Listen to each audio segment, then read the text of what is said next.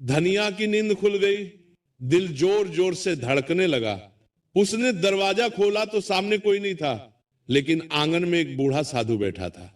साधु के चेहरे पर अजीब तेज था, आंखें गहरी, आवाज भारी। साधु बोले, धनिया, तू रोज सुबह झाड़ू क्यों लगाती है? धनिया डर गई, पर झूठ नहीं बोली। महाराज, मेरी मां कहती थी, जो सुबह झाड़ू लगाता है वो अपने जीवन से नकारात्मकता बाहर करता है। साधु मुस्कुराए, क्या तू जानती है, तेरी झाड़ू सिर्फ धूल नहीं हटाती, वो कुछ और भी हटाती है। धनिया कांप गई। क्या महाराज? साधु ने जमीन पर झाड़ू की एक रेखा खींची और बोले, सुबह झाड़ू लगाने वाला इंसान अनजाने में यम के लेखे से कुछ पन्ने मिटा देता है। धनिया का गला सूख गया।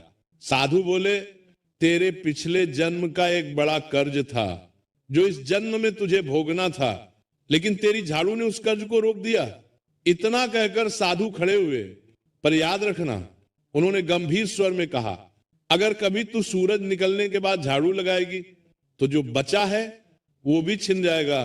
इतना कहकर साधु आंखों से ओझल हो गए। सुबह गांव में हलचल मच गई। भैरव सेठ के घर से चीखें आ रही थी। लोग दौड़े, पता चला भैरव सेठ की तिजोरी रातों रात खाली हो गई थी। सोना, चांदी, अनाज, सब कुछ। भैरव सेठ पागल सा हो गया। वो चिल्लाया, चोर चोर, लेकिन किसी को कुछ पता नहीं था। उसी सुबह धनिया के घर के सामने एक अनजान आदमी आया और बोला, क्या यहां धनिया रहती है? धनिया बाहर आई। आदमी बोला, राजमहल से संदेश है, रानी ने आपको बुलाया है। गांव वाले हैरान। भैरव सेठ की आंखें फटी रह गईं। धनिया कांपते हुए राजमहल पहुंची।